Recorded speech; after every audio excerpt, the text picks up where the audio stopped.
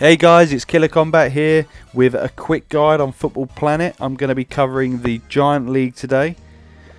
So this is kind of what it looks like when you first start. You get to pick a team. You've got multiple different leagues there, and you pick which team you want to represent, sort of thing. So your team will be replaced with that team in the league. I'm currently doing Barcelona badges, so I'm going to go ahead and pick La Liga and Barcelona. So the next thing you'll see after you've picked what team you want to represent, you can go back by clicking the X if you're unsure. So you get these 3 different difficulties, and it does give you a required team power or suggested team power. So you've got the easy, normal and hard, and it's saying you need at least 1000 team power to do easy, at least 2000 to do normal, and at least 3200 to do hard. Now the gift packs are going to be slightly better as you go up the difficulties, fair enough.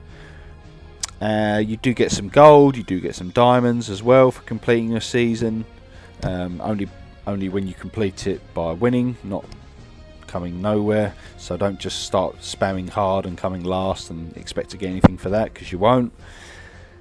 So yeah, it does tell you. So there, open randomly to get 3. Yeah, you can get almighty cards, you can get fragments, and you can actually get S&A player cards, not fragments, the proper card.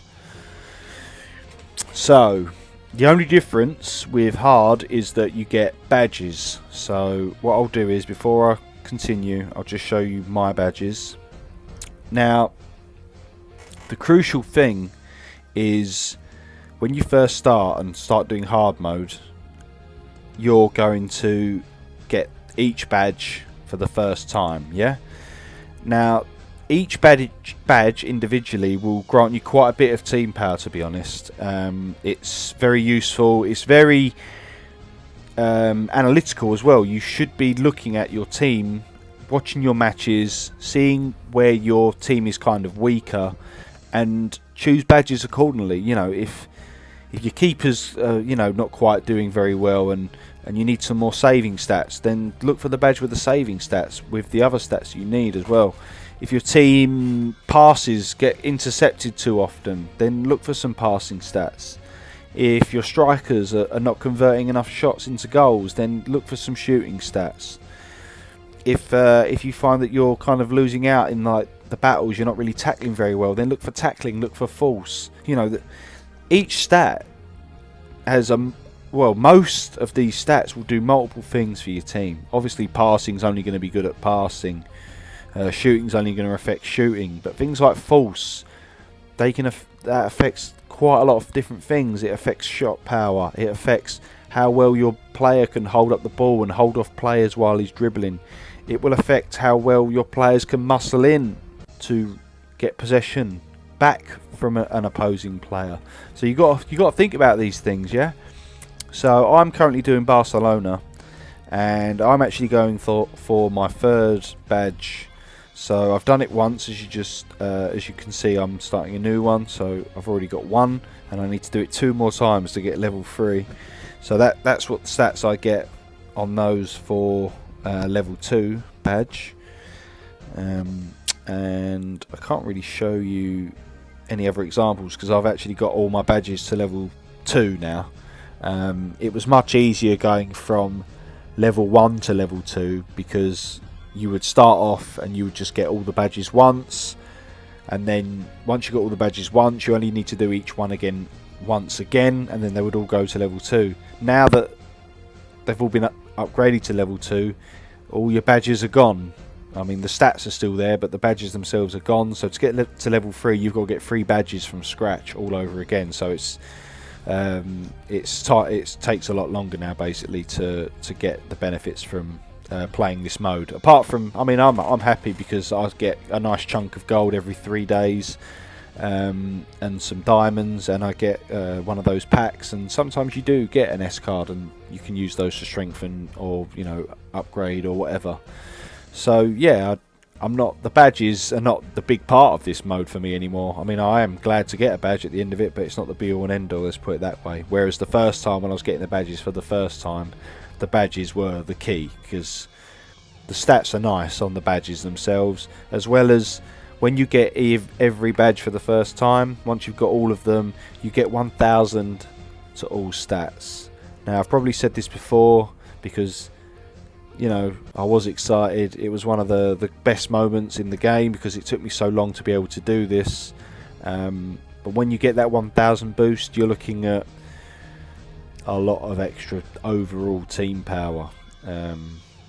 You won't go up like 1,000 exactly, because it's just increasing stats. Its team power works differently. But I'll tell you this, you're looking at least 700 team power for these badges. And when you start getting to the point where all your players are capped out and, you know, you're kind of scrimping and scraping and your team power's only going up tiny bits each time, you'll be glad when you see how much you get from this. Let me put it this way. All of you guys at the top of your domestic leagues, whoever's going to get this badge thing done first is going to start winning competitions. If they're not already top already. If they're second, third place or whatever, and then they get this before, say you're third place currently, and then you get your 1,000 badge bonus before second and first, you'll start beating them from that point until they catch up and get their badges done. This is a huge swing of power, let's put it that way. So I guess what I'm going to talk about now is, while I just kind of play some games out, actually no, let's talk about the missions that you need to do. So when you do hard mode especially, you need to complete these missions. Okay, so let's just check.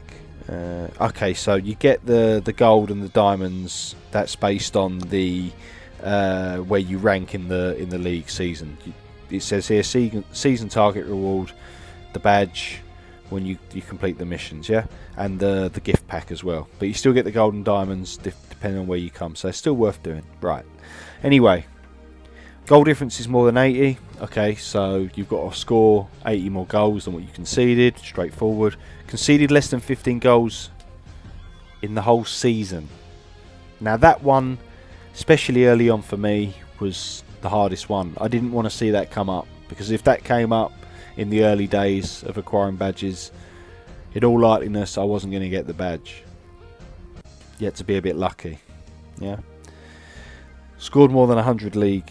Scored more than 100 in league matches. That's easy. I mean, you shouldn't be doing hard mode if you haven't got a top-notch striker anyway. At least one top-notch striker. I would recommend SS, to be fair, or a very high-leveled legend striker. At least level 80 for a legend. There are more. Off the top of my head, what can I think of?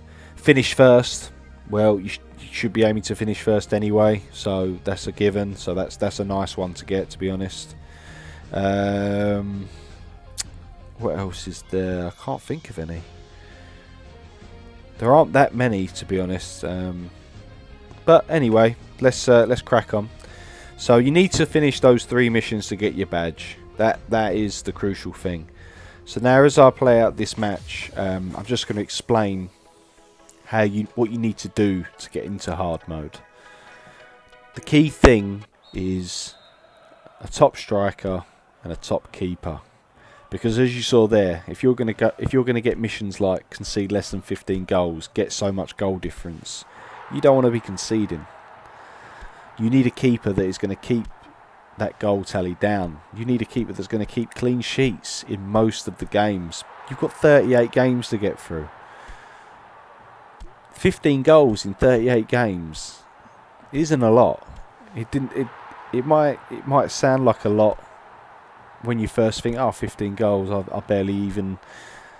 Most of the time they won't even get 1 goal. Well, I tell you, in 38 games, it only takes a couple of 1 goal here, 1 goal there, a couple of goals here, you know, because what happens is the teams will change in difficulty. Yeah, they're all full SS teams, but some teams are slightly better. I think it's like every third game, something like that. I was noticing the power took a huge spike.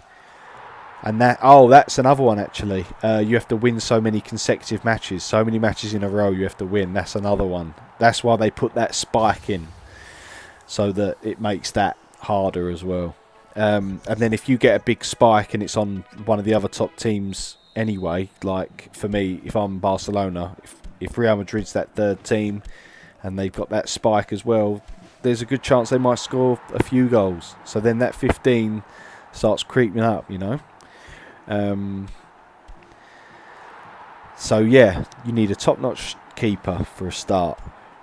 You build from the back. That is the key of football. Yeah, that is crucial, and it's still the same here.